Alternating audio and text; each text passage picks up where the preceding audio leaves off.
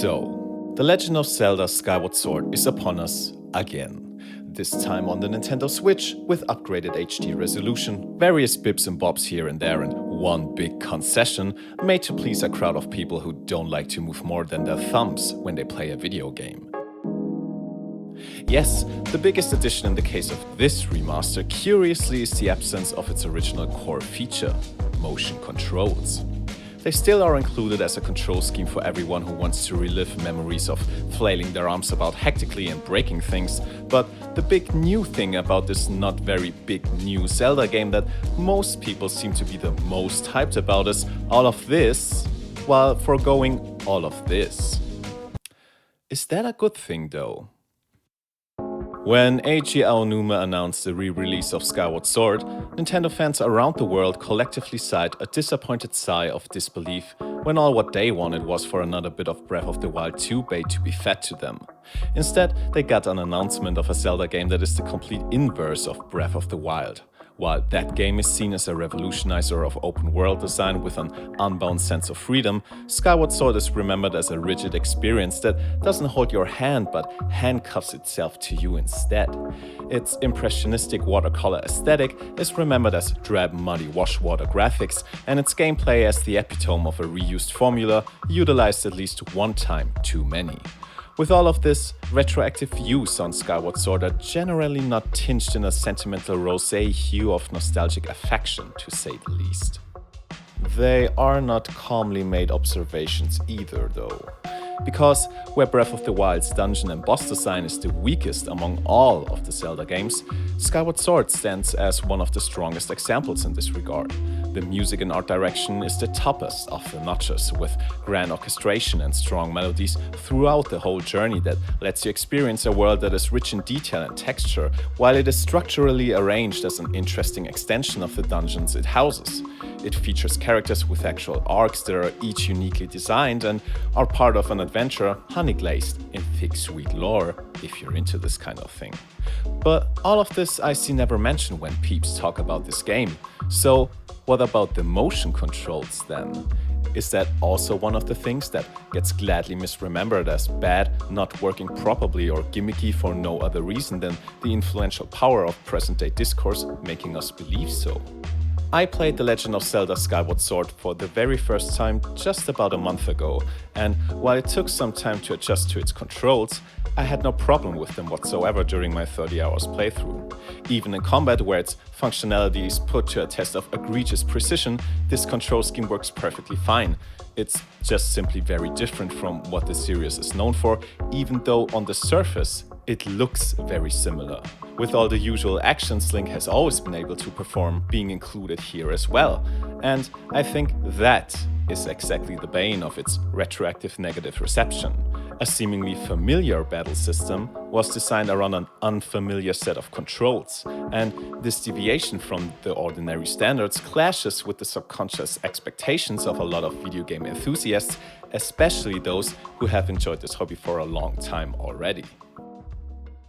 Do you remember the first time you picked up a controller and tried to play a video game? I certainly do. It was 1996 when I was so fascinated with my neighbor's copy of Super Mario World that I urged him and my older sister to play it over and over and over again while I was just sitting there perfectly content with watching them. I was afraid of playing myself because there was the chance of failure. There was the chance of Mario and Yoshi dying if I wouldn't be able to control them well enough in order to jump over every pit, evade every hot fireball, and kick every Koopa out of its shell. The pressure of learning how to translate abstract button presses into precisely planned kinesthetic movement and master my hand-eye coordination enough to react adequately to everything that the game would throw at me was a dire concern in my book. The pressure was real when I took the controller into my tiny hands for the first time. Because you are not born into this world with the ability to just play a video game. It is a skill that needs to be learned. Maybe you know the feeling of trying to play a game with your parents or your partner and they are not very versed in interacting with the medium. You can usually observe how they instantly begin to struggle with translating their real-time physical inputs into the effects of the virtual game world. They haven't invested thousands of hours into this hobby, so they do not know the rules of how games work, neither explicitly nor implicitly. They have no muscle memory. They haven't learned how to read the game and level design. Playing and controlling video games and playing and controlling them well is a skill set. No one can just do it well by default. And the same principle applies to motion controls as well. People who have no experience in playing video games do not have more problems with motion controls than with traditional input commands. If anything, it makes more sense to them to flail their arms about and see the character on screen mirror their action. If you have played games for a long time though, you not only have to acquire a new skill now, but a new skill that conflicts with your subconscious automatic fallback on your old skill set that gets activated whenever you engage with a video game. So, in order to play Skyward Sword properly, you have to learn and understand the intricacies of its unfamiliar control mechanisms, while abolishing the gameplay habits ingrained into your very flesh by thousands of hours of virtual adventuring. However, no one tells you that this is the case, not even the game itself. For all the laborious tutorials Zelda is known for since at least Twilight Princess, no time is spent on actually customizing the player to this new mindset. Most people go into this game simply imposing the already uniformly mastered rules of previous Zelda games onto the control scheme of Skyward Sword. So the principles of physically much simpler and formalized button inputs, as well as digital precision, are expected as the usual modus operandi, which makes the actual highly complex analog controls of the game feel clunky and imprecise, even though they are not. The result of this friction between a Pavlovian expectancy and an ensuing misjudgment is this view on the motion control power of Skyward Sword that is akin to the 1993 Edge review of Doom that Tim Rogers loves so much to make fun of. While the writer of said Edge article wrote, "If we could only talk to these creatures instead of shooting them," Skyward Sword discourse reads as, "If we could only utilize our mastery of the right analog stick while sitting comfortably on the couch, instead of being physically engaged in a not yet mastered control scheme." People do not see the controls of Skyward Sword and Skyward Sword itself for what it is and is trying to be, but for what it is not. A bias and judgment that will always lead to disappointment. If you cast your traditional expectations aside though, an expertly crafted gameplay experience awaits you here that will immerse you in unorthodox new ways. Think about it. You don't need me to tell you that video games have always tried to appeal to more than just the visual and auditory senses in order to heighten immersion. 1997 saw the release of the Nintendo 64 Rumble Pack that tried to utilize your sense of touch in order to heighten the impact of feedback and with that pull you closer to the world flickering across your screen. It's an invention that has long since become industry standard, and likewise, voice command options, light guns, fishing rod controllers, VR headsets, an almost absurd amount of paraphernalia to further the sensory and physical involvement of the player has become an ever-present companion to the medium. And I mean, that makes perfect sense. Video games are, unlike movies, books, or the fine arts, a medium that is defined through its interactivity. And this interactivity is the reason why it is a medium that is performative in a double sense. On the one hand, it is as performative as, for example, a movie is, meaning it will ignite physical bodily reactions. You may laugh, cry, tense up, or get doused in a shower of adrenaline because of what you consume and how your brain is processing it. On the other hand, its second layer of activity sees you as the active performer, triggering actions in order to make the game react. Enhancing the physical actions you perform in front of your screen seems therefore like a natural and logical choice to heighten the intensity of your involvement with whatever is happening within the game. Motion controls then should consequently work as an extension of the second type of performativity and through that boost both a video game's specific mediality and your immersion. I think this works pretty well for most of the time.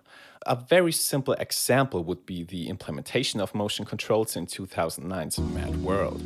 Here you basically use your Wiimote to perform gory finishing moves with which you can execute murderous street punks via impalement, chainsaw, or breaking their necks with a vicious whip of your hands. These maneuvers already have pretty great graphical and auditory feedback that communicate their raw power and brutality comparatively well, but just imagine how much more vicious it felt to actually mimic the said neck-breaking hand-whipping with big exaggerated movements of my own as the execution prompt appeared on screen and I hectically started to fumble around with the Wiimote as I was not used yet to the control scheme of the game. The build-up tension of the combat and my short, hectic confusion eased into an instant feel of horrendous empowerment and gratification as the conflict in-game, as well as before the TV, resolved into one surprising power pose the game made me struck. Endorphins showered my brain while I practically felt the blood spraying out of the screen onto my face like a shower of salty red ocean foam. From then on, I knew that I would perform all of my motion control inputs for the rest of the game with the same completely unneeded force and wide arcs of my first unintentionally comical execution finish, just because it felt that good. So how do you think would this scenario have felt if the game would have just told me press A for execution and all that I would have needed to do was to readjust my thumb ever so slightly and just press the button? Exactly. Mad World would still have been an enormously fun and brutal experience, but not having the extra dimension of performativity the motion controls allowed me to add to it would certainly have weakened its impact. Same rings true for Skyward Sword. When I battled the main antagonist of the game, Girahim, I sat straight up on my couch, my muscles hardening with tension in anticipation of the physical action not only my avatar, but I myself would need to perform in this duel mano a mano in order to come out as the winner. But Skyward Sword goes one big whole step further than Mad World and not only uses the motion controls for an extra dimension of feedback, but adds a whole layer of complexity onto the gameplay itself. In my battle against Girahim, I didn't only perform physically grand swipes and slashes to further my involvement with the game and feel heroic and wild, but I would need to carefully aim my swipes, hold my sword at the right angle in order to strike through holes in his defense and actually bring up my shield physically in order to deflect his attacks. In Skyward Sword, the real-life movement you perform is game designed. Your physical actions become careful considerations on your part that engage your ability to plan strategically before you execute them. Physically acting and reacting morph from a simple performativity component to a real-time puzzle that introduces micro levels of consideration to the already known Zelda battle system. This is true for every combat encounter in the game. The harder the opponent you have to fight, the harder the puzzle you have to solve. With this in mind, I think it's easy to see why so many people are frustrated with this control scheme. Since it is fairly complex, there is also a lot of room for error. In comparison to Mad World, where you only have to strike basic simple poses in a sloppy manner, Skyward Sword really wants you to perform a wide variety of motions that you'll need to execute properly in order to play the game as intended. This is where you need patience, because now you actually have to learn not only the movement inputs themselves and their respective effects, but how you perform all of these movements the best way. It is totally 100% possible to achieve fluidity in this control scheme. However, it takes time. The designers of Skyward Sword were aware of this. It isn't without its reasons that the first dungeon, for example, is actually ludicrously easy by serious standards in terms of its puzzle design. However, at that point, you probably won't have the motion control component all figured out yet. And because of that, the dungeon dials back on the macro level puzzle challenge, since every enemy is a small puzzle unto itself now. Your skills are put to the test constantly simply by the fact that this is the most hostile environment you have faced up until this point. When you come out of the forest temple, you will have made a big leap forward in your quest to master the Wiimote inputs, which is why from then on, the following dungeons ramp up the complexity of their puzzles significantly. However, even if you achieve complete control of your sword and shield, Skyward Sword still throws different and new ways of engaging with its motion controls at you for every item you pick up. Some are gimmicky and don't add much depth but feel good, others improve upon old serious staples like the bow and arrow, for example. The Wii edition of Metroid Prime as well as Resident Evil 4 are universally acclaimed as the definitive versions of these two classics simply because the controls are the best in this version. The Wiimote, utilized as a hair cross pointer, allows for more precise and nuanced controls than an analog stick when aiming and shooting at zombie Spaniards and space pirates. Likewise, using the bow in Skyward Sword is the fastest, smoothest and most precise that item has ever felt in any Zelda game.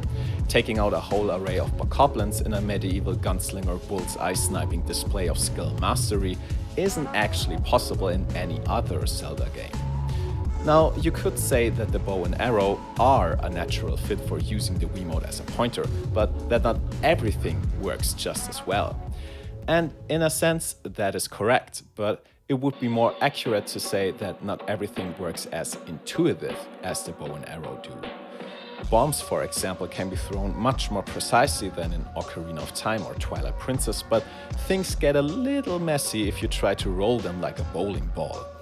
While the throwing command gets triggered by nothing more than a simple flick of the Wiimote, rolling a bomb requires the player to do one of two things in order to simulate the demanded motion. You either have to completely change your grip on the Wiimote so you can comfortably swipe it upwards, or if you're leaning luxuriously against the backrest of your couch, you have to get your whole body into an upright position first in order to make room for bending your elbow and rotating your shoulder. Despite both of these methods working perfectly fine, it can't be denied that they are not integrated well into the flow of the overall control scheme. If it is consciously crafted this way, a friction like this can be utilized to great effect though. The polarizing Metroid Other M is the best example for that. That game is deliberately designed to make you constantly change the way you are holding your Wiimote between three positions. The first position is this. You hold the Wiimote sideways with both hands, its pointer facing away from the TV screen.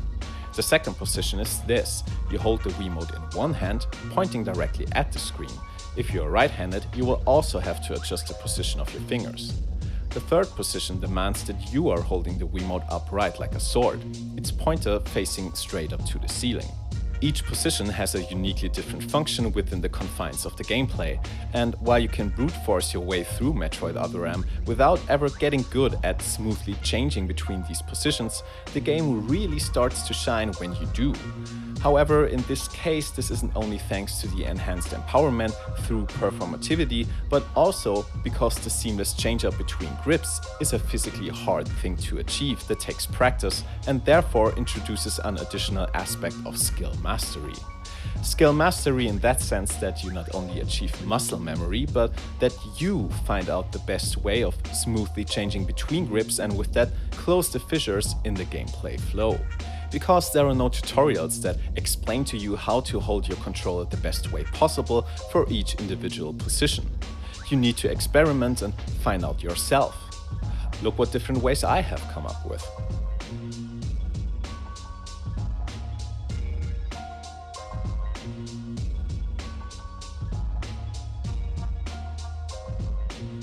Executing these grip changes in the middle of combat is always a taxing thing to do, since it is not a strictly digital input command, but dependent on your accurate bodily execution, there is always the chance of a slip-up.